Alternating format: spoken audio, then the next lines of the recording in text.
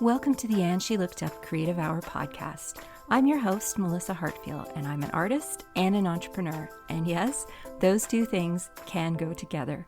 This podcast is for the artists, the creatives, and the makers who want to find a way to make a living doing what they love. Hello, everyone, and welcome to another episode of the And She Looked Up Creative Hour. I'm Melissa, and I am here this week with our regular guest appearance by Heather Travis. Hey, Heather. Hello. And today, Heather and I are talking about something a little bit different. It's inspired by a podcast that I listen to quite frequently called the Being Boss podcast. And it's about what you could do to earn $100 right now. So this came out years ago. I don't remember the episode of the Being Boss podcast that this came from, but it was something that Kathleen Shannon mentioned in an episode. She mentioned something about how when she is stressed out about money or the finances of her business, she sits down and thinks about, what could I do that could earn me $100 right now? And so we're going to be talking about that today. But we're also going to be going a little further past the here and now and thinking about what you could do that could earn you $100 every day. And then taking it even a little bit further and thinking about multiple ways you could earn $100 a day, recurring revenue, to the point where all of a sudden you have a 6-figure-a-year business by simply thinking in small increments that aren't too overwhelming and thinking about things that you could do that are future looking. So we're going to get into that today. Yeah. It's like my Nana always said, you mind the pennies and the dollars will mind themselves. So if we start focusing on the $100, the tens of thousands of dollars will come. Will come, yes. So Heather and I are both at points in our careers where we are nurturing along baby businesses. So we've both had very successful careers and businesses, and we're at this point where I think it would be fair to say we're kind of starting afresh, anew. And while we're not just starting today, we're still sort of in the infancy of what we're doing, both I think as freelancers, but also as artists. So this is a different kind of world for us. It's a different experience. And this is something I was thinking about before Christmas. I was kind of like, what could I do to make $100 today because I need some cash.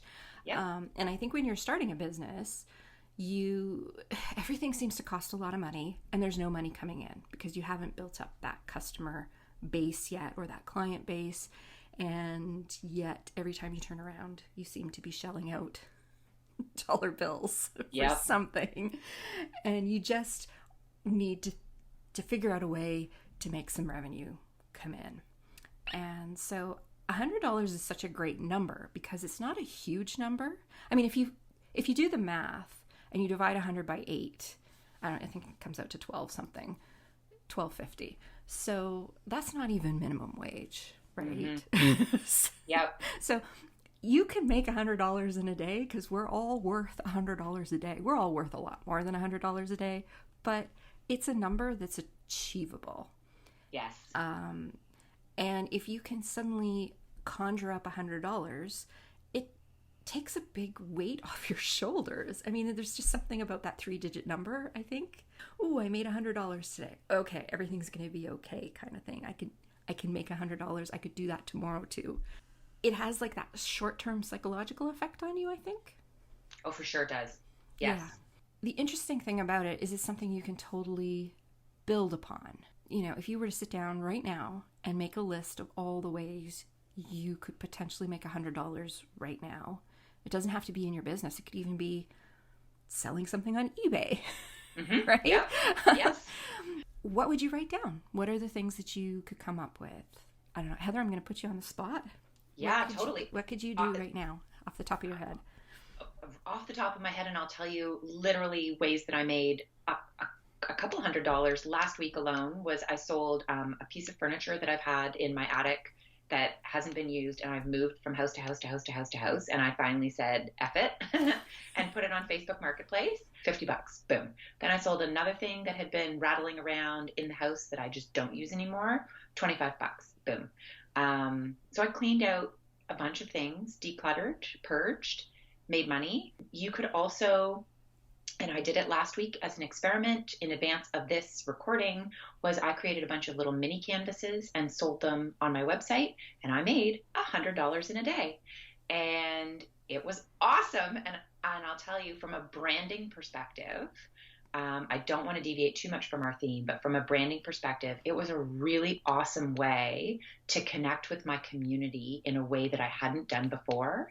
And I still earned money doing it. And that was really special. Mm-hmm. So, yeah. So cleaning out things, posting things, also just, gosh, like literally thinking to yourself, do I have items that I could sell out of my stash? Do you want to pull together, I don't know, a little bundle of cards that are random leftovers from a variety of holiday packs? Could you pull things together and bundle them differently and just change up the price? Or honestly, and Melissa and I were talking about this before our call, could you up your rates for things? So you're about to get on a call with somebody to talk rates about a project that you're working on. Maybe you add an extra $100, and maybe that's where it comes from. So there's a whole, and I know we're going to talk about lots of different ways, but off the top of my head, and decluttering would be a big one. It feels, not only do you make money, but it feels fantastic to get stuff that's just been physically weighing you down out. It does. It's, yeah. So something like decluttering or getting rid of things you don't use, that's a great way to make a quick buck. Mm-hmm. The only problem with it is that once you've got rid of all your stuff, yes, you don't have anything to make $100. You don't have anything. And truly, I mean, it doesn't connect. Selling a coffee table did not connect with either my PR business or my art business. Although interestingly, the person who bought the coffee table follows me on Instagram and likes my art. So it was a weird series of connections, but still selling that had nothing to do. And it's not a continuous stream of income for my business. So that's a very sort of quick and dirty way. But the selling of the miniature canvases, totally, that was directing people to my website for my art. They were giving me money for my art. It's going to be hanging in their house now. And I broke with tradition and didn't do super, super large canvases. And I've talked about it before, but going outside that mold and doing something smaller opened up a whole new audience for my art. And that was a really valuable experiment. Not only did I make $100, but I sold art to people I never would have sold art to. Yeah.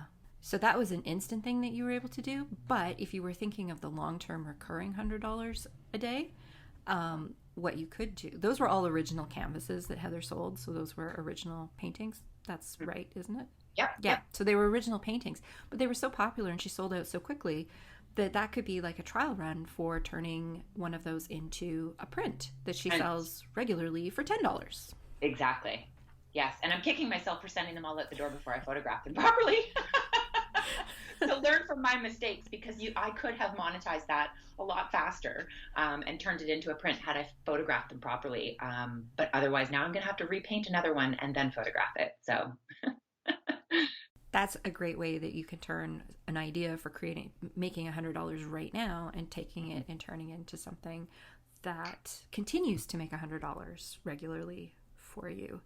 Yes. So yeah, if you are a creative, there's so many different ways that you can sit down and make $100. I've done a similar thing to Heather. I recently just put up a bunch of Valentine cards in my Etsy shop that I made over one weekend. And I had my biggest one day of sales ever on Etsy. And I'm a small shop. Yeah, so it was great. And if I hadn't sat down, I'm not really into Valentine's Day and I wasn't really going to do anything for it. But I was just fooling around with some new watercolor paints I got. And I was painting hearts. And I was like, I should just turn them into Valentine's Day cards. And so I did. Yeah. And I sold $200 worth of cards in a day. And those, now that the cards are made, like, I can sell those year round, and they don't just have to be for Valentine's Day. They can be for anniversaries. They can be for birthdays. There's lots of ways that they can be sold. So that thing that I was able to turn around. Other things that I have done that were just like, oh, what could I do to make some money today? I created a digital planner for my other business, my main business, that really didn't need me to make anything for them, but I was just like, well, this is something I can do. And and that is something that has now been, it's in its third year, and it continues to make $100 quite regularly. That's awesome. And that's, I think, one of the cool things about setting up a mini project, just like you said with the heart cards. Mm-hmm. You've set it up, you've made your $100, but now it's completely repeatable to make another $100 and another $100 and another $100. And I think that's honestly, when we started talking about this episode and when I sat down and thought to myself, well, could I do this? Like, could I make $100 today? Yeah. And it was a really fun exercise, I'll tell you, thinking through all the different ideas that I had. And it was a very gratifying thing to be able to do. And it's a very, don't you just feel like you're taking the bull by the horns? It is. Like, you're taking your money into your own hands. It's like, I am a capable, intelligent woman.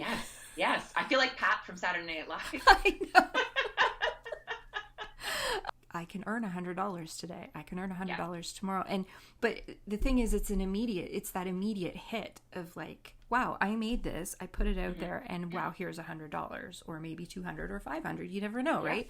There's so many ways that you can make that happen. One of the things you mentioned, I had never even thought of this, but it's brilliant, is to just pad your rate by $100 for a project. Like, if you're working on a $2,000 project, and maybe you're thinking if you're getting $2,000 projects, you don't need to be worrying about $100, but sometimes that $2,000 project is the only project you have for the month, right? Yes. Or for 2 months.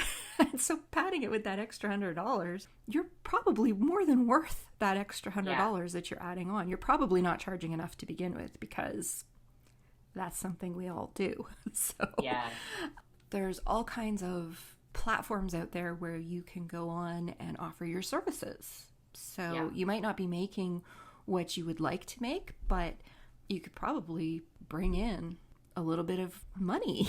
No kidding. I mean, honestly, it could be sitting down on Fiverr and saying, I'm willing to do these variety of tasks, and boom, boom, boom, a morning later, you've made $100. But I also like to think of it, and I mentioned it in terms of the little canvases that I made, but same thing with you when you're selling cards.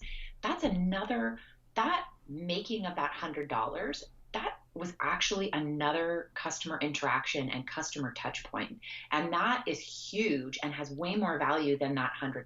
And so even if you're doing projects on Fiverr, that doesn't mean that that's a one and done. It means that potentially you can establish a great relationship with somebody, bring them off that platform over to you, and now all of a sudden you're doing graphic design for them, because that one little graphic project you did for $5, they saw the talent and said, you know what, I'm going to go over here and pay you your full rate. So don't think of the quick opportunities as things that are beside your business or not for your business or not moving your business forward. They all are, and they're all an opportunity to, like, not only make that extra 100, but also make new connections, sell to new people, expand your network, right? Yeah, there's platforms like Fiverr, Upwork, Freelancer. There's so many different ones out there. And actually, I was on, I think it was Upwork last week. I was looking up some rates. I wanted to see what people were charging for a particular service. And the rates ranged everywhere from $15 an hour to $185 an hour. Mm-hmm. And I was really curious because $185 an hour for this particular service is on the higher end. And I was wondering if this person had any sales. And you can see how many jobs they've done. And this person was over 1,000 jobs. So you don't have to work at a low rate on those sites. I mean, you might have to start at a low rate just to build up your job numbers so that people can see that people have hired you.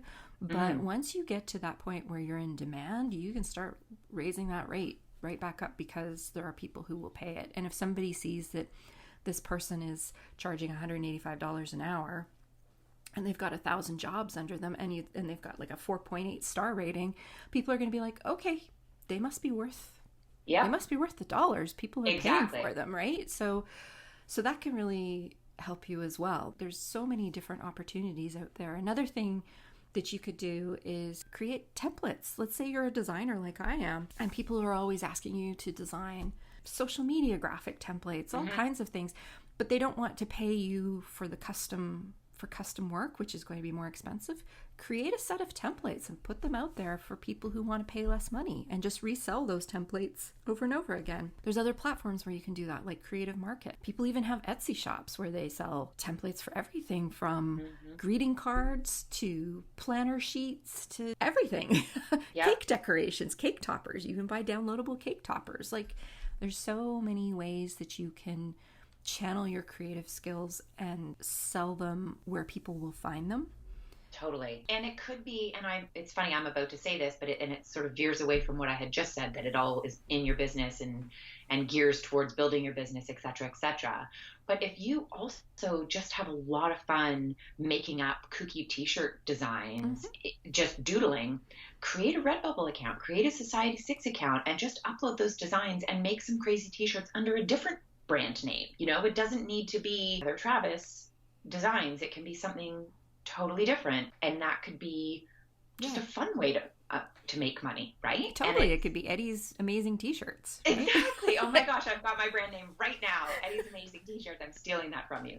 Heather's dog is named Eddie Vedder. So and so, like, doing that and just creating something really fun, or truly, I mean, and you and I have talked about it in previous episodes, but if you haven't done it yet and you're any type of creative, going to like the passive stream of income of getting your designs onto a Redbubble, a Society 6, etc. I made more than $100 popping my stuff on there last year. It was a great way to connect with my community, etc., but it generated that a little extra income, which was awesome. Yeah. So don't forget about looking at places like that if you haven't already, because that's a great place to add a little extra sources of income. Yeah, maybe you're not a creative in like a visual creator like Heather and I are. Maybe you're a writer or a musician or something along those lines, but there's still opportunities out there for you. There are, again, sites like Upwork and Fiverr and all those types of things are a writer's like smorgasbord. There's all kinds of people looking for writing gigs, whether it's copywriting, newsletter writing, ghost writing, blog post writing. There's lots of writing opportunities out there. It might not be creating incredible works of literature, but it could earn you $100. Yes, exactly. So that you can take tomorrow to go work on your great novel that you're working on or your epic poetry, but it can relieve a little bit of financial pressure. There's also stock sites. So this is an interesting one because stock sites used to sort of be associated with photography. And that's a great, if you're a photographer, start putting your work on micro stock sites. There's so many of them out there now, and I see the same artists on all the different platforms. They're on every single platform, same photos. You don't just have to stick to one. But the interesting thing with that is, as we head into a world that is becoming increasingly video, like we consume more video than we do writing and photos, those stock sites are now starting to have video clips. Yes. They're also starting to have music, like Epidemic Sound or Shiny Heads or those kinds of things, where you can go and you can get a track for your YouTube video or for your client presentation or whatever, you know. So there's opportunities there as a musician to create some recurring revenue there. Yep. Interestingly, in the blogging world, I know food bloggers are moving more and more towards video, and I know many of them are now looking to hire people to write their music. They don't want to use music from a stock site. They want their own tune. So there's an opportunity there if you're a musician or a songwriter who can team up with some people, or you're able to produce a few tracks. There is a market out there for them. All these content creators who are now creating video and don't want to deal with the hassles of takedown notices because for some reason their Epidemic Sound account didn't connect properly to YouTube and they get flagged for copyright infringement. But if it's their own unique piece, they don't have to worry about that. It's just one less headache for them. So there's a market there. Like I was saying before, when you're able to make that $100 and see it go into your bank account almost immediately, it has a way of lifting the stress off your shoulders for a little while, especially if money's tight or you're dealing with a lot of debt that you're trying to get rid of. And honestly, I'll tell you, doing the experiment, even myself last week and selling it, I immediately I was out and about for the first time in 100 years yesterday, in the world, and and I had the opportunity to buy more of the canvas board canvases that I did that project on, because immediately I'm like, I don't know what I'm going to use these for, but I know I'm going to use these again, because my mind is now ticking on, I did it, I succeeded, what can I do now? And to the point that honestly, I thought it was thinking of everything in little $100. It's not little, like $100. If you handed me $100 bill right now, I would hug you. I would be so excited, right? Yeah, Because it's a big enough. $100 is a big chunk of change. It's a big enough number to get you excited, but it's small enough to feel achievable. It's really That's a perfect exactly little it. number. Yeah. It really was, and that I found so gratifying, and entering it into my little Excel spreadsheet and putting those, like that money in there and looking at it and going, wow, my number. And for me, that $100 knocked me into making more at this time than I did last year at this time. And that $100 made all that difference and made me like, yeah, Heather, you can do it. You keep going. I think everybody, and it'll force you to think outside of maybe the comfort zone in terms of like, maybe challenging yourself. So for me, I'm big scale. It challenged me to go really small scale. Everything was sent Canada Post. There's lots of opportunity to change up your thinking. Another thing too, and you and I have talked about it before, is Patreon. You might be ready, and I'm speaking you as in the audience, you might be ready to launch a Patreon account, and you'd be surprised at the amount of people who would be willing to give you $1 a month. Maybe there's 100 people willing to give you $1 a month. That's an extra $100 a month for 12 months. That's $1,200. And a lot of people give a lot more than $1 on Patreon. To be exactly. Yes. And that's, as I'm thinking that through, I'm like, note to self, set up Patreon account. And I myself, and we've talked about it before, Brian and I are active Patreons for a number of different content creators, and we give them way more than $1 a month. I think all my Patreon, I subscribe to 3 currently. 2 of them are $5 a month, and the other is, I think, $8 a month. So yeah, I'm not paying $1, and I follow multiple creators. I may not be a patron of theirs, but I follow multiple creators who do make 5 figures a month on their Patreon. Yep. Like as in $10,000 or more a month. Wow. It can be small change, but it can also grow to be very big change. Yes. 10 grand a month, that's 120 grand a year. That's a 6-figure artist. No kidding. And the thing with Patreon, just like I mentioned in terms of doing a small little thing or you sending out cards to people, you're connecting with your audience. And that's really what Patreon allows you to do even more. And so all of these things allow you to connect with your existing audience and build that relationship further, or they allow you to try something outside of that comfort zone, build a new audience, build a new network. Maybe you're trying a new skill in a new avenue. And so it's all expansive, right? Like you make more money and more everything. It's all headed in the right direction. I think this is an awesome challenge for everybody to take up. It is. And you mentioned another great point there. If you are like aiming for some revenue targets, so maybe you're actually doing quite well, you're earning per month what you are hoping to earn, but you've got this stretch goal maybe for the year or something like that, and maybe you're like a couple grand short. This is a great way to sit down and be like, okay, what can I do so I can hit that goal, so I can feel that adrenaline rush and those endorphins because I rang the red bell, at the end of the year.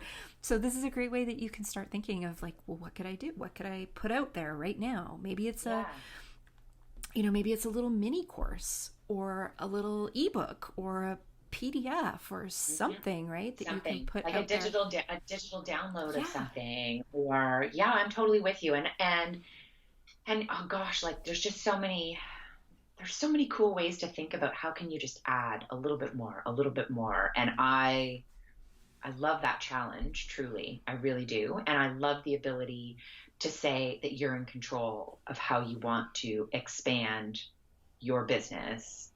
Yes. Like to me, it was I said it before, but it's grabbing the bull by the horns. It was really, really gratifying. And I'm like, I did this. And the other thing too, we talked about, I don't want to say padding your rates because that's weird, but adding to your rate. So increasing your rate. So somebody Mm-hmm. comes to you and says, and normally you would say 300 and now it's going to be 400, right? Mm-hmm. But you could also add to projects. So you, for instance, could be in discussion around something with somebody and you could say, oh gosh, well, hey, here's a fun add-on.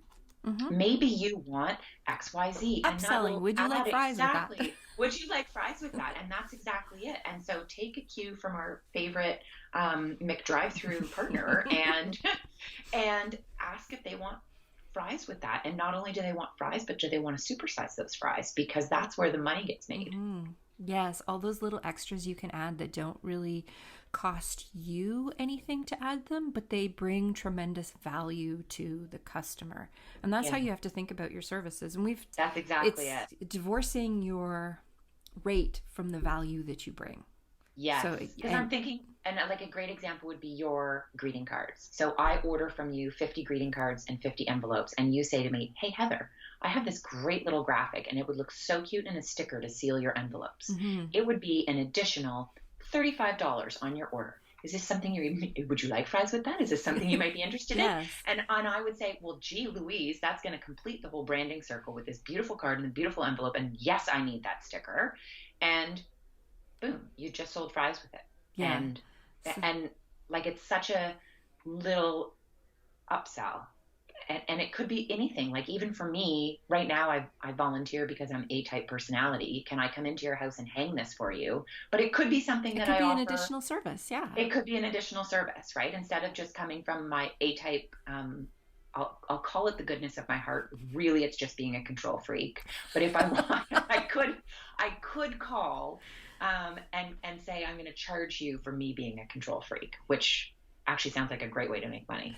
Now that I'm thinking of it I out should be a loud, millionaire by now if I that would was be the case. exactly, exactly. Yeah. So there's all these great ways that you can, if you sit down and think about it, and it's a fun way to spend an afternoon, and it can really get you excited. I know for me, quite often when I do this, it's because I'm feeling really down about how things are going, and I'm just like, I'm going to be poor my whole life. I'm going to be the starving artist in an attic somewhere.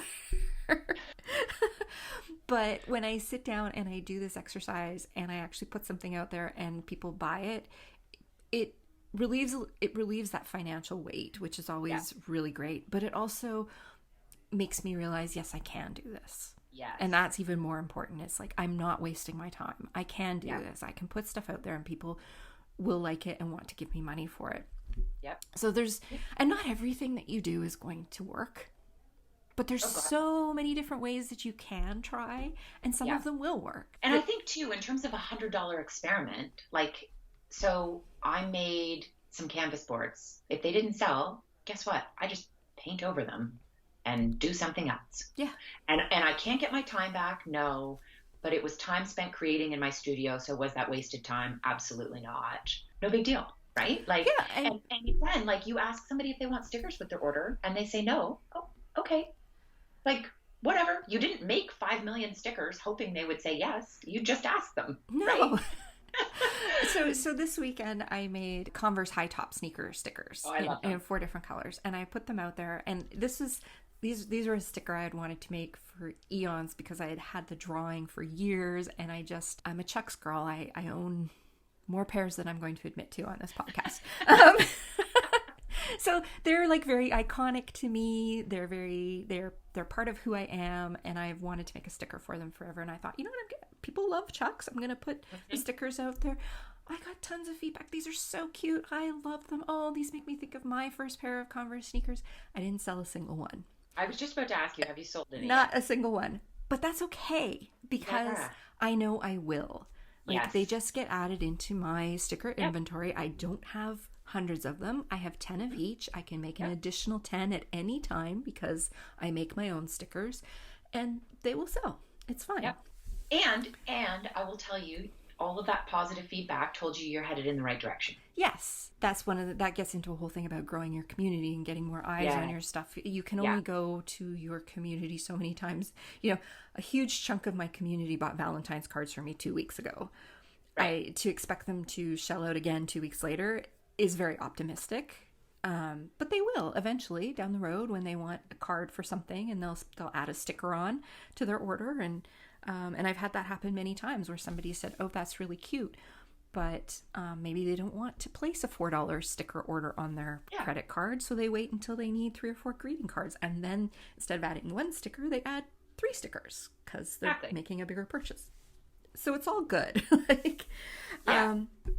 But that kind of leads into the next thing we were going to talk about is when you create something and put it out there and you make $100 from it, ask yourself if that is something that you could do on a regular basis, daily, weekly, and think of ways that you could turn that into a recurring revenue stream.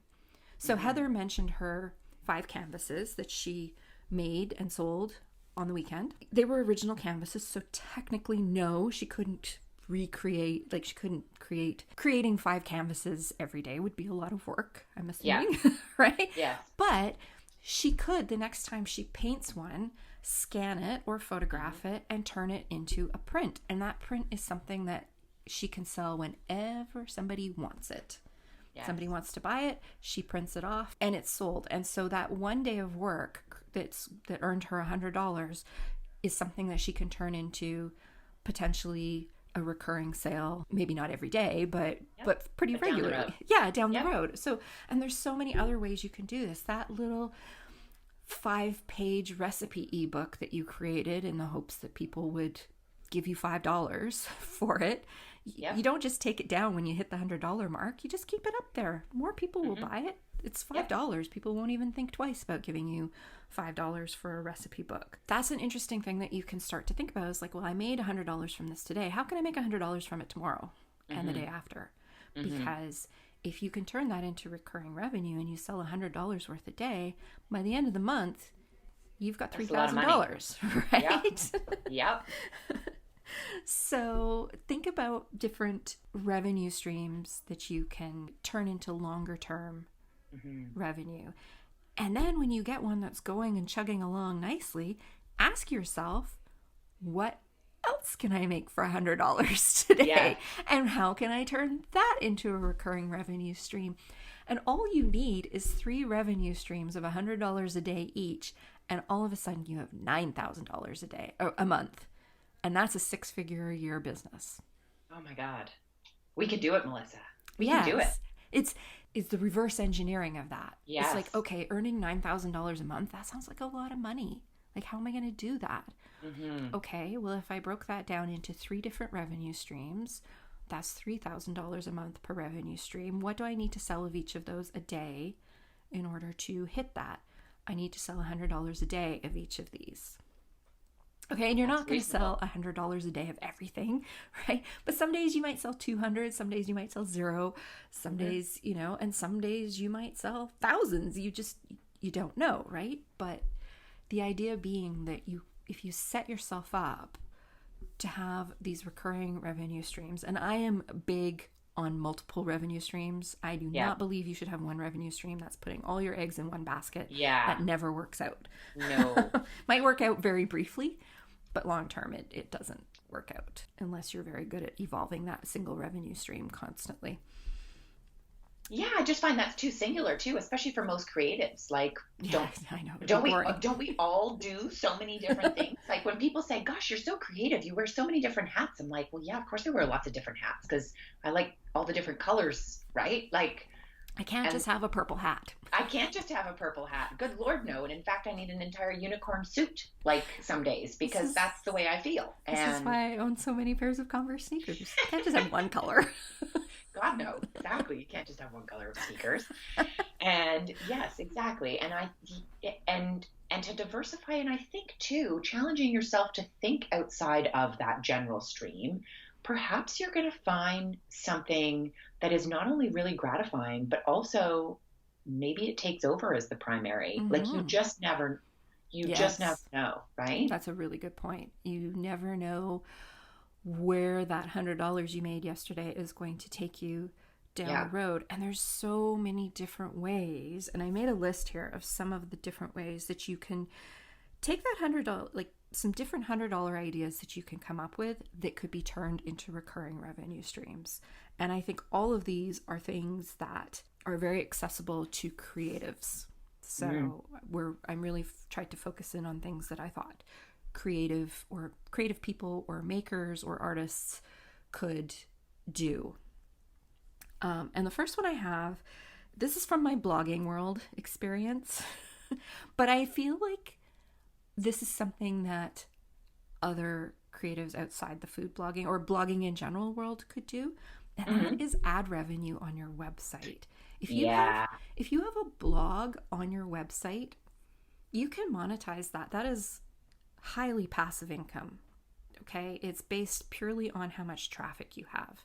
And if you have a blog that goes with your website, whether you're, and I follow several artists who have very successful blogs, so you can have a blog and be an artist. If you have enough traffic, you can earn a significant amount of money. There are food bloggers out there who make 6 figures a year just on their ad revenue. Yeah. Most of them are not making those numbers, but a lot of them are making 4 figures a month in ad revenue. So right there, you're on your way to having that little bit of daily income coming in that you don't have to even think about, other than remembering to create a new blog post once a week. Yes. Which you were probably doing anyway. Probably, exactly. And the thing with ad revenue, an important thing to remember with it is the ads don't have to be everywhere on your site. So they don't need to be on your services page. They don't need to be on your newsletter sign up page. Just put them on your blog posts. It's quite accepted behavior now to do that. So that's super passive. Another one that I thought is a good one for a lot of us is affiliate programs and sales. Oh, yeah, great idea. Yeah, so this is something I do a little bit of on the And She Looked Up website, because we're constantly talking on here about products and services from other people that we use or that we recommend or that we suggest. And so by earning a little bit of extra income, and anytime somebody purchases one of those products or services, that helps keep this podcast alive, frankly. So what affiliate income is, for those of you who don't know, is that you have a special link for that product that identifies you as the affiliate, the person who has sold that product. And so every time somebody buys something from your special link, they buy it, they go on their merry way, use the product, they're happy, and you get a percentage of the sale. It does not impact what the purchaser pays. That purchaser is going to pay $100 for that item, whether they buy it from you, whether they buy it directly.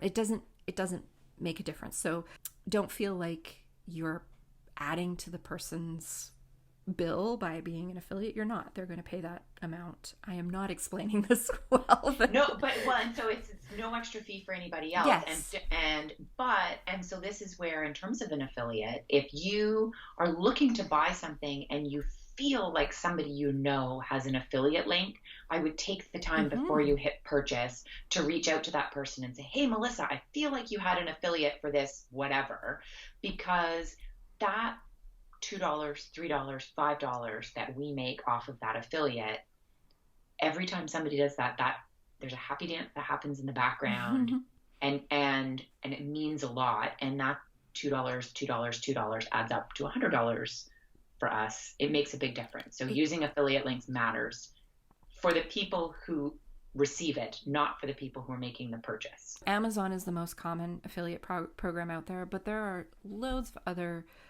programs where you can be an affiliate. I believe Blix Art Supplies has an affiliate program. So if you're an artist and you recommend products from them, I believe they have an affiliate program.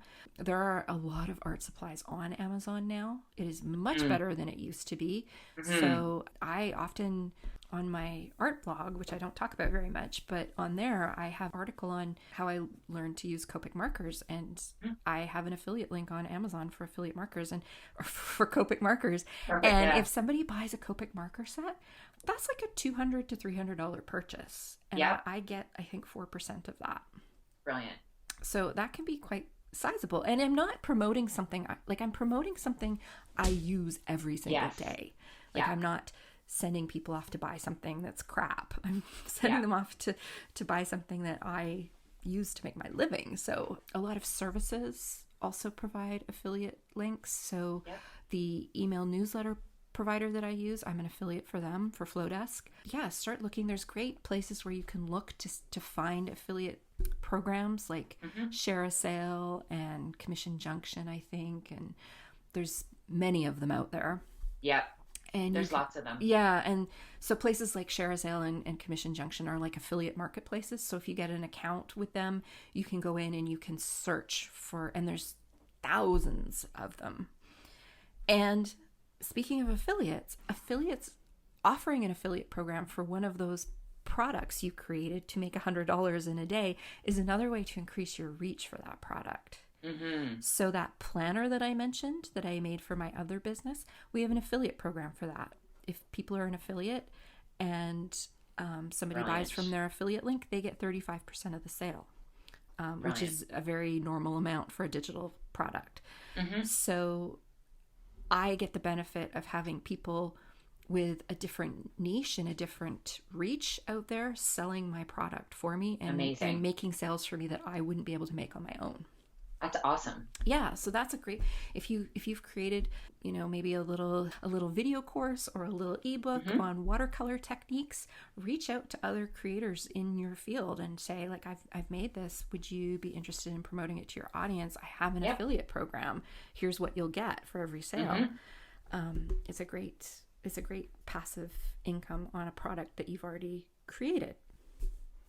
For sure. When I had my blog, I did Amazon affiliates left, right, and center for any product. All bloggers do. Exactly. Any product that I used, because I made not a boatload of money, but it was like $30 or $40 a month I would make based off of people buying the spray paint that I used and this that I used. And it was all coming from a place of authenticity, but it was such a wonderful way. Like, I told you to go and buy it. I kind of feel like I should get some kickback, and it's really awesome to get that kickback, right? And Amazon has one of the lower paying affiliate programs. There are lots of others, more specialized ones that you can really, if you've got a niche, go and find stuff in your niche. If you sell a lot of a product or you recommend a lot of a product, you can reach out to the brand and tell them, like, and do you have an affiliate program that I could take part in? And a smart brand will say yes. Yes. And I mean, it could even be taking it offline. It could be a local retailer or food place or craft store that you drive people to. And maybe it's just a verbal coupon code that they give when they get to the cash register. Melissa sent me. And it's something that you set up with that store in advance. Perhaps maybe you have a great relationship and say, hey, I sent a lot of people here. I'm wondering, could we track this and figure out some sort of compensation for people I send into your store?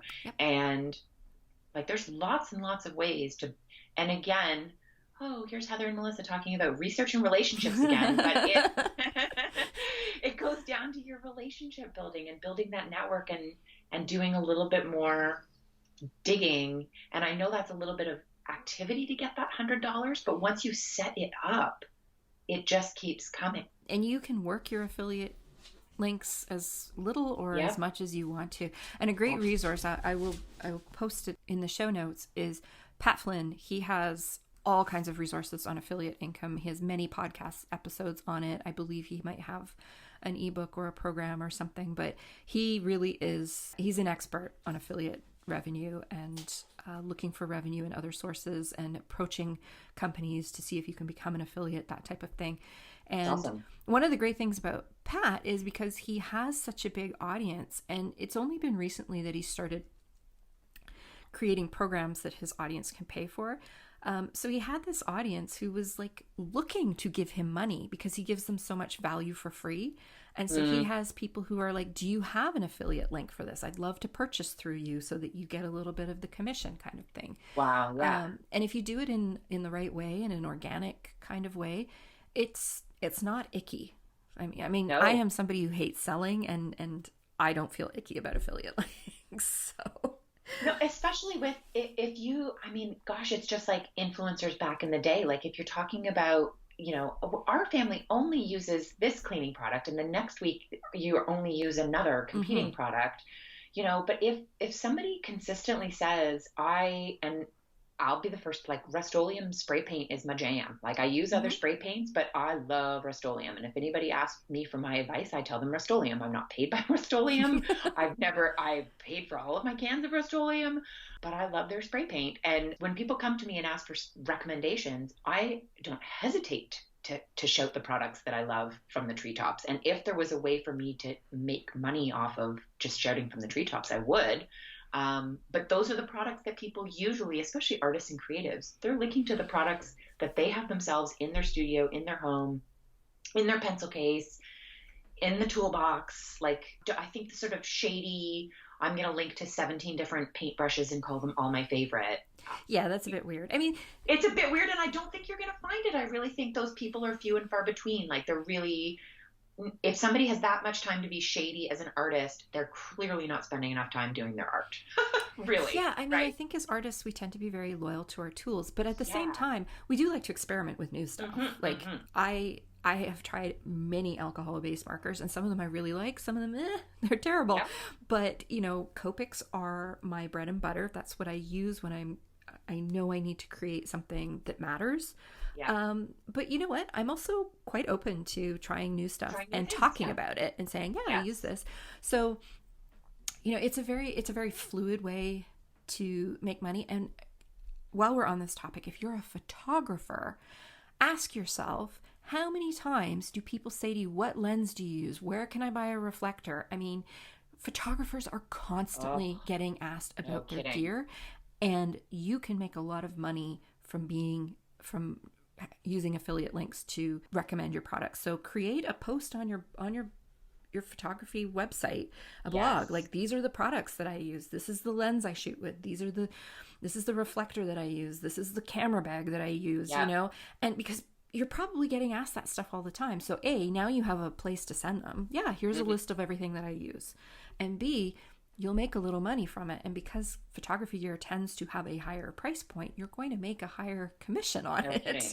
No kidding. And I'll say too, don't just think of it having this content on your blog. If you're cool enough on Instagram to have the swipe up feature, if you create a highlight reel, and one of an influencer who I love, who refers a lot of cleaning products, funny enough, that I purchase, they have a highlight reel dedicated to, and it's literally called affiliate products.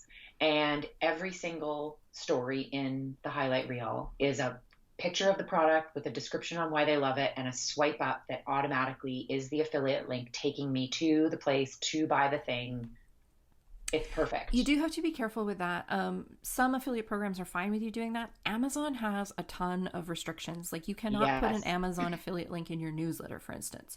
You can link back to a blog post that has the affiliate link in it, but you can't actually have people, and I don't know where they stand on social media, but that's something to read in your terms of service. Always read your terms of service for an affiliate program. Make sure that you're, because Amazon does shut people down regularly, and once you're shut down, it's very hard to get back. So be careful, read your TOS. But another one on my list was, we've kind of talked about this a little bit already, but digital resources. So what can you create today that would make you $100, but that could become a recurring revenue stream that's a digital resource? So this could be anything like an ebook, a PDF, a online class. It could be just a downloadable print or graphic. Yeah, it could be, you know, I make prints. You know, if you want me to print one for you and ship it to you, and you want to pay the shipping and all that nonsense, this is how much it costs. If you want to use your own paper and ink and skip out on the shipping and download, you can download your own print and print it yourself for half the price. So that's a great way. If you're already selling prints, create digital versions of your prints that people can download themselves. And digital downloads are something that very often have a lower price point, but the price point is usually so reasonable that people don't even think twice about it. I mean, I was on Etsy. No kidding. I was on Etsy a couple weeks ago. I wanted to create a reading journal, and I was looking for some pretty things to decorate it with. I'm a designer. I could have made my own, but I just didn't have time. I didn't want to. I went on Etsy and I found like this shop that had exactly what I was looking for. Her downloads were like $4 or $5 each.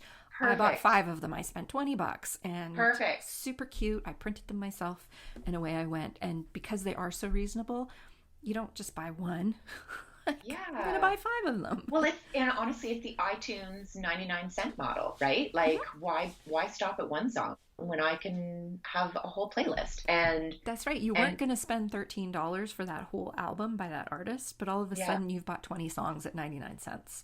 that's exactly it. And so, and if you can do that, and I would also say too, maybe we're getting to this, Melissa, and forgive me, but maybe it's setting things up to make $100 in the future. So sitting down and finally, so for instance, I don't have an e-newsletter, Mm-hmm. and I feel like if I sat down and in an hour took the time to do a really nice template and develop and send it out to the 15 people who I have email addresses for and start subscribing, that is setting myself up to make money in the future and do Yes. things in the future and have an income stream in the future. Yes. And so, yeah, no, I didn't make $100 today, but there's a big old tick in the box beside setting myself up for the future on that one. Yes. So that's a big key here. All of these things require an audience to Hmm. buy from you. So this is Yeah. something you have to start from day one. You have to start building that community of Yeah. people around you who like what you do. Because if there is nobody in that community, there's nobody to sell to. Yeah. Although you could go to places like Fiverr and Upwork where there's a Hmm. built-in community, or Etsy or something like that. But again, there's still some rules there in order to get that first gig. Yeah. Etsy SEO has to push you up in the listings so you get seen. On Fiverr and Upwork, people are a little more reluctant to hire somebody who's got 1 or 2 jobs completed versus somebody who's got 100 jobs completed. Exactly. So you have to start somewhere, and you can start somewhere now. And the sooner you get started, Yes, the like easier it today. is. Exactly. And well, I mean, gosh, and thinking back to your episode with Alana on strategies for self-sabotage, which was an awesome episode, that in terms of like the longer you wait, the more angst and anxiety is Mhm. going to sit around it. So just turn around, do it, and then it's done. You're not going to sabotage yourself anymore. Like you've already, you did it. I set up my newsletter, haha, and it's no longer a weight on my shoulders. And it is just like seeing that first $100 roll into your bank account. It's a pretty awesome feeling to put the check mark beside, I just did something that's setting me up to make $100 in the Yes. future. Yeah, newsletter list is a big one. Social Yeah. media platforms are also really useful. I recorded an episode last week on doing the 100-day project. If you're listening to this right now, it's probably already out. But I talked in there about how doing something like the 100-day project has many, many benefits, but the one that's relevant to this episode is that it brings you into a community. There's Yes. a community of people out there who are also doing this project, and it allows you to interact with each other and grow your community. And at the same time, because you're posting daily to Instagram, you're getting seen more, and more of your followers are going to start paying attention to what you're creating and start asking. I mean, I talk about it, and I talk about how, that's how me getting started on Etsy happened. It was direct result of doing the 100-day project and growing an audience from there, and Wow. people starting to ask, like, these are really cute. Can I buy a print? That's how it started. Right. Yep. So yes, start today. Start Yes. putting yourself out there today. A few of the other things I had on my list, because we're coming up on the hour, but as Heather mentioned earlier, print on demand. This is super easy. You create designs, go onto print on demand sites, create your products. It doesn't take long. We've both Yep. done it. Yep. It doesn't take long, and start selling them. You have to promote them. Don't rely on the platforms themselves, but there's like Heather mentioned, there's Redbubble, there's Society6, and then there's other print on demand companies that you can actually use to hook up through an Etsy shop or a Shopify shop, like Yep. Printify and Printful. Printful. Yeah, there's a bunch, tons of options out there that let you create products from your designs, and they do all the manufacturing, the packaging, Warehousing. warehousing, and the shipping for you, and you get a cut. It's not a huge cut, but you don't have to do any of the work. Exactly. Like if you have a line of t-shirts, you don't have to have 50 of every color, of every size in your garage or your living room or your kitchen. They are taking care of that for you. And yes, you're receiving a smaller cut, but you also might not get divorced because your living room isn't covered in t-shirts, for instance. That's right. You don't have 6 pallets of t-shirts in your garage. Exactly. Exactly. So, and which you might get to that point in the future, right? And that's Yeah, something, that's but that's a different conversation, but that's a whole other conversation. yeah. Exactly. Another one is teaching. What can you Yes. teach? You have a skill that is teachable. Every single one of us has a skill that's teachable. Very often, we don't think we have a skill that's teachable because it's something that comes very easy to us, and so we assume it comes easily to everyone else. That's usually not how it works. But what could you do that you could teach? It's hard these days to teach in person and do workshops, but that's definitely something that you could put on your calendar for maybe 2022. For sure. But could you teach a Zoom class? Heather's doing these super fun Instagram live classes for adults right now, and they're free, but she could charge. She could set up something like that and charge via Zoom.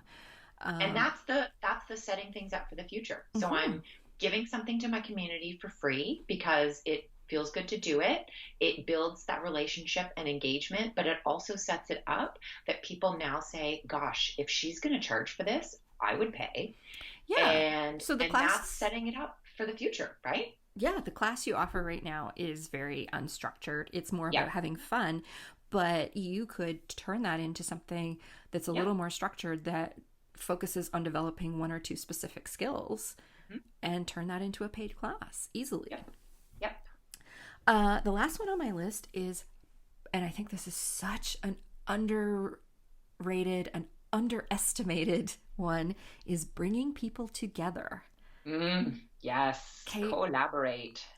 Collaborate, whether it's you collaborating with someone else or whether it's just you creating a community that people want to be part of.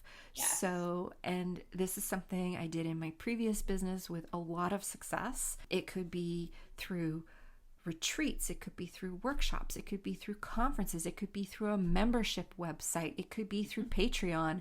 There's so many ways to foster a community around what you do and charge money for it. Yep.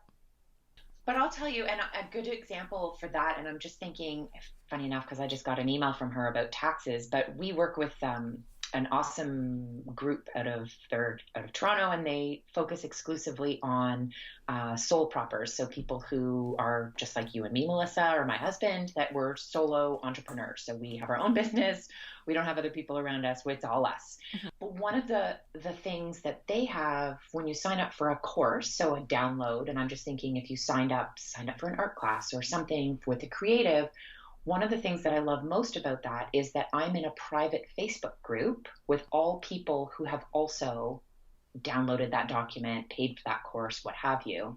And 3 years later, I still engage regularly in that private group with other like-minded people and the people who delivered the course. And it's a community. I get value out of it. And it's something that this group created and has me going back to them year after year to handle taxes and bookkeeping and things like that. Imagine, like, if you had an online workshop and every person who takes the workshop is then added into a Facebook group to then work on their Copic marker skills. Oh, right? Yeah, we've done that with some of our events, and it's great. It's great. It's great. Mm-hmm. Yes, totally and then works. people connect. Like, it's not just you connecting with your audience, but it's your audience connecting with itself, like with other members of the audience. And then don't like, underestimate the value of that. We throw a big 3-day conference every year. It is an expensive ticket to come. It's not cheap, and we have a lot of people who come solely. I mean, we do workshops all weekend and we have all kinds of stuff. There's dinners and there's it's a very busy weekend. Yeah. But we have people who come who really don't care about the workshops. They come to meet up with other people who do the same thing as them. That's the value in it for them. It's not what they're going to learn. That's kind of like the side benefit for them. Mm-hmm. The main benefit from them is getting to talk with other food bloggers. Yeah. Comparing notes. Yeah. Networking, like having that community, and that for them is worth paying $850 for a ticket. Yeah. Yes. do not underestimate people's need to have a community of like-minded people that they can go to. There is a ton of value in that. And this is why I don't know where Facebook is at with this, but Facebook has been testing out the ability to have paid groups on their platform because they know that there is a market for that. And I think in this period of time that we're in right now, people are craving that community even more. And I guarantee you, when we are allowed to meet up again, people are going to be flocking to places where they can connect and be with other people and like stop having Zoom calls for a little while. So that's something to think about for the future. I mean, we can't host events today, but there will be a day where you can host events again, whether it's a half-day workshop or a 3-day retreat or, whatever. Yeah. So and think about how all the little things, so like a free live Instagram or a little sale of a little thing that it's only, $1 here, $2 there, but all of those connection and moments for connection when we can't see each other in person, those all add value to when somebody does see you in person. Being able to say in an art class with me in person a year from now, saying, I took every single one of your live art classes. I loved it. We are starting, we're 5 dates in. We're not starting with, hi, my name's Heather. We're already beyond that. Yeah. And that's an amazing place because you get so much further because you've started out further ahead. Yeah. And those are the people who buy from you over and over again. They're your 1,000 true fans, which we talked about recently. So yes, before we wrap up, the other thing I would just want to remind you all is that all these things where you can set up all these different recurring revenue streams that you can set up, you can set them up on multiple platforms. Yeah. This is really key as well. So maybe you sell on Etsy. That's great. You could also set up your own little Shopify store or Wix store or WooCommerce store on your own website and sell there as well, not just on Etsy. Okay. You can also sell on social media. Facebook and Instagram and even Pinterest are starting to put in all kinds of tools now that allow you to sell directly from your Facebook page, directly from your Instagram, directly from Pinterest. So make use of those. People don't hang out in all the places. Okay, there are people who buy stuff on Etsy because they love Etsy. There are other people who want to buy directly from you because they don't like Etsy.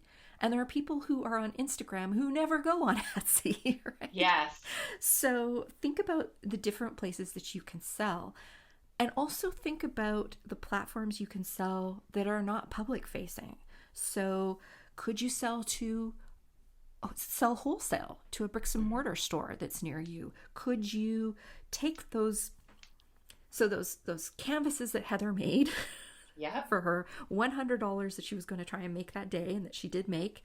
Okay, now she's going to make prints of them. Maybe she's going to sell those prints on her Wix shop, which I think you have a Wix shop. Yeah, on Wix. She's going to sell those on her Wix shop. Maybe if they do well on her Wix shop, it's worth opening an Etsy account. So maybe she's going to sell them on Etsy now. She could sell them directly on Instagram and Facebook. But what if she went down to that really cute little gift shop on Main Street where she lives and said, I have these prints. I have been selling them on my website. I've been selling them. They've been doing really well. And I was just wondering if your customers would be interested in them. Right? So that's another platform. There are also platforms out there that allow you to list your products to be found by retailers. So one is called Faire, F-A-I-R-E. There's an E on the end. So you can list your products there. And this is where a lot of little independent bricks and mortar stores shop when they're looking for unique items. And there's other platforms like this out there. But those are all great places that you could put those products. And the more places you have them visible, the more visible you are. And it also, I mean, you and I talked about it in a previous episode, but this is where collaboration really comes in. Maybe the little print that I have goes really, really well with the cards that you have. And maybe next year we collaborate and it's a card and print package collection. Exactly. And then that'd be fun. We should do that. We should do that. That literally came to me as we were talking. But that then Melissa's audience is then exposed to my fun stuff, and my audience is exposed to Melissa's fun stuff. And so you're using your community and collaboration to expand and get, maybe you can make $100 with somebody and you're both making $100, and you're expanding your community, and you're talking to somebody in a creative space, and you get to do something fun. Like, to me, that sounds like a really good day. Yeah, the next thing on my list was subscription boxes, but that's essentially what I'm talking. Like, find other people out there who could be interested in your products. So maybe somebody who has a really great pamper yourself kind of subscription box, and they get a cute print in there, or they get a cute greeting card, or if you're a candle maker, they get a lovely candle or a scented sachet or something. Like, there's so many different ways that you can take these $100 ideas and turn them into things that are so much bigger. Yeah. So the last thing I had on my list was product innovation, which is what this kind of all comes down to. It really is about sitting down and brainstorming all the ways that you could make $100 right now, and just start with that small $100 amount and think of all the creative things you could do that could bring in $100, and use that. Even if you don't need to bring in $100 today, it is a great way to work on product innovation for the future, and start thinking of what you can do that you can create now that would make money today, how it could create money tomorrow, and how it could keep creating money for you indefinitely. Totally. And then think of the next $100 idea that you can. So stop thinking about the $1 million ideas and think about the $100 ideas. Totally. And I'll tell you, honestly, I was standing in my studio. I always have at least 2 canvases going at once. I have 2 big canvases going, neither of which are headed in a place that I'm like, what am I doing here? Staring at it, I'm like, these are not, everything goes through the ugly phase before it gets to the beautiful phase. But right now I feel like they're lingering a little too long in the ugly phase. And to me, I'm like, but I still want to be in my studio, paint, and be productive. And immediately it was like, I had that idea, I'm going to make $100. And so I turned around, channeled my energy into something that I knew I could accomplish. It was really rewarding hearing the little Wix notification saying I made sales over the course of the weekend while I was working on the thing that continued to get uglier. But it was really, having that on the side was a really positive motivator, knowing, you're sitting there staring at a piece of art that's really ugly and thinking, am I even worth this? Am I worth it? Can I do beautiful things? And the answer is yes, because I did, and I made money off of it. And so now just go back to the task at hand, Heather, and keep making this ugly thing beautiful. And it was a really positive. So even if you don't need the money, I think the money is insignificant. I don't want to say it's insignificant because money pays the bills, but it was a really great way to channel my energy into a positive thing that allowed me to reinforce that I am an artist and I make beautiful things and people want to buy it. Yeah. There's huge value in that for all of us. Yeah. I know artists tend to have a lot of self-confidence and self-esteem issues. And I'm saying that because I'm one of them. Heather and I were just talking about this before we jumped on the episode. It's just man, some days my self-esteem just feels like it's hammered into the ground. You know? So it's a wonderful way to boost your self-esteem. But at the same time, if you've got these $100 ideas in the background earning consistent revenue for you, it frees you up from the money worries to work on these bigger projects that maybe you're struggling with a little bit, or maybe you just need more time. Maybe they're not something you can turn around and sell for $100 in half an hour. Maybe you need a month to work on them. And so it's a lot easier to do those things if you know that the money is there. It's kind of like, I guess, if you're writing a book, if the book has already been sold and you have the advance, that you have your advance money so that you don't have to worry about money while you're writing the book. It takes that pressure off you. And some of us thrive with that pressure, but I'm not one of them. I mean, I need to know that my bills are paid every month before I can relax and do anything else. Yeah. And it's not even necessarily the pressure about the money, but it's the creative pressure, right? Mm-hmm. And so standing there staring at something and just like waiting. Yeah, because I got to get something out there. Exactly. Like waiting for my paintbrush to like miraculously move itself in some like stroke of genius. Mm-hmm. Well, no, just walk away from it, Heather. And instead of walking away and like, I don't know, laundry stripping or doing something productive, but not artistically productive, not creatively productive, not moving my business forward, and changing tack and being able to say, well, I know I can do this over here. And so the business was still moving forward and creativity was still happening. And I think as an artist, that's important. That's really important. Yeah. Right. And so, yes, I stalled over here, but I didn't stall over here. Yeah. And that was it boosted. And I think a lot of people would be surprised to hear that I suffer from self-confidence issues with art. I think any artist does. Exactly. We all do. And as much as I'm a happy-go-lucky glass half full kind of gal, when you put your art out into the world, you're revealing a piece of your soul. Mm-hmm. And that's a very nerve-wracking thing to do. So to be able to control something and like Pat on SNL, gosh damn it, people like me. It's really nice to have the little sales that justify turning back to the thing that's really ugly and can get better, right?